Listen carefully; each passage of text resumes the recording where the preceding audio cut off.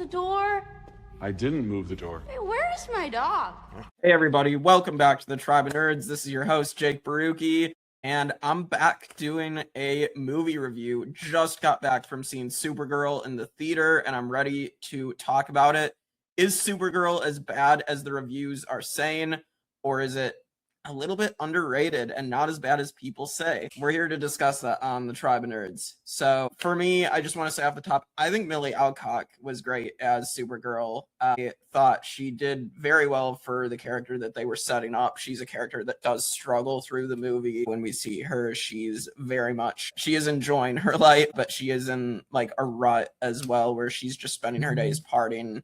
And that's just what she's dealing with, how she's choosing to live her life. And then she gets called into action by Ruthie, and everything changes, and she becomes the hero. She obviously has the whole struggle. She is trying to save her dog, Crypto, after he is poisoned.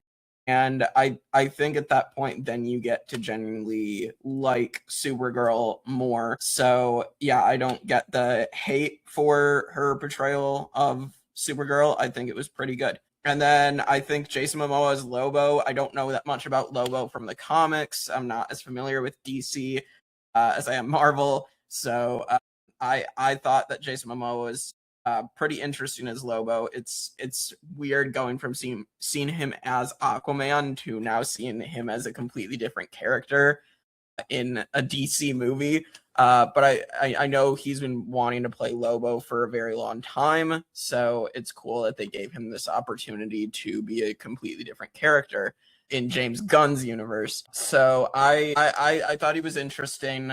I thought Ruthie was good with her storyline, with trying to decide if she was going to get revenge for her family. And Supergirl's like, no, you will regret it for the rest of your life. And Supergirl has no problems getting that revenge at the end, which I think is very much deserved.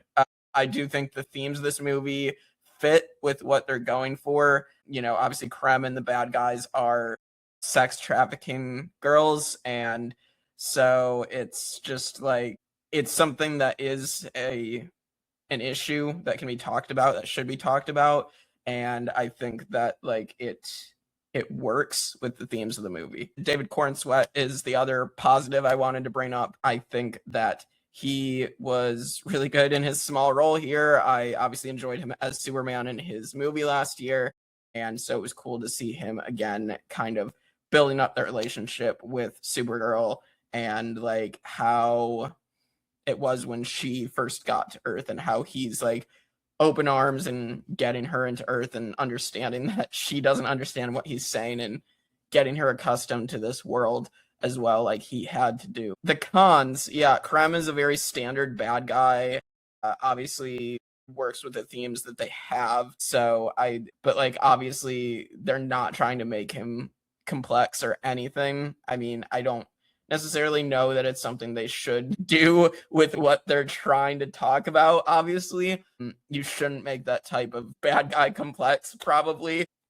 So I understand that, but I can definitely see that as a con for this movie, is you're not getting any type of complex villain. But sometimes villains are just bad guys. Like that is how it works. So I guess the main criticism is, I think that the color grading, I think like especially in that final fight, is very dull. It reminds me of Thor: The Dark World in the MCU, where it's just, you know, very dark, colorless background, and it just doesn't look great for something that is supposed to be, I guess, from what I understand. This is supposed to be a more colorful type of character, type of comic books. With Supergirl and Superman. So, you know, obviously their costume is colorful in itself, and there are colors in this movie, but this final fight particularly isn't great. And then the CGI the final fight is not very good.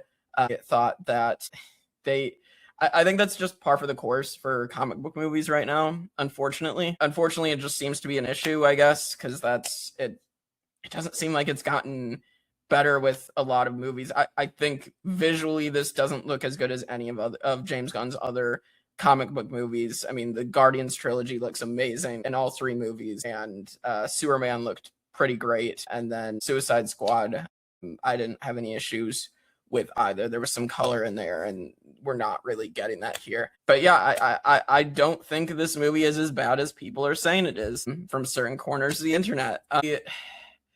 I think that there's absolute issues. Like, I definitely don't think this is that good, but I don't think it's bad. So I would probably give it a C+. It's just above average. It's not one of my favorite movies that I probably would go rewatch, to be honest. But it's not bad by any means. So I think C+ is a pretty fair grading for this film. So yeah, I would recommend at least giving it a watch. Go check it out in the theater. And yeah, let us know your thoughts in the comments on Supergirl. Did you like it? Did you really hate it? Don't be afraid to let us know what you think. Your completely honest thoughts. And subscribe, like, share, comment. You want to see all our great content, so do all those things and we'll keep making great content. So that would be very much appreciated to help us get where we want to get. We will see you all next time for more great content on the Tribe of Nerds.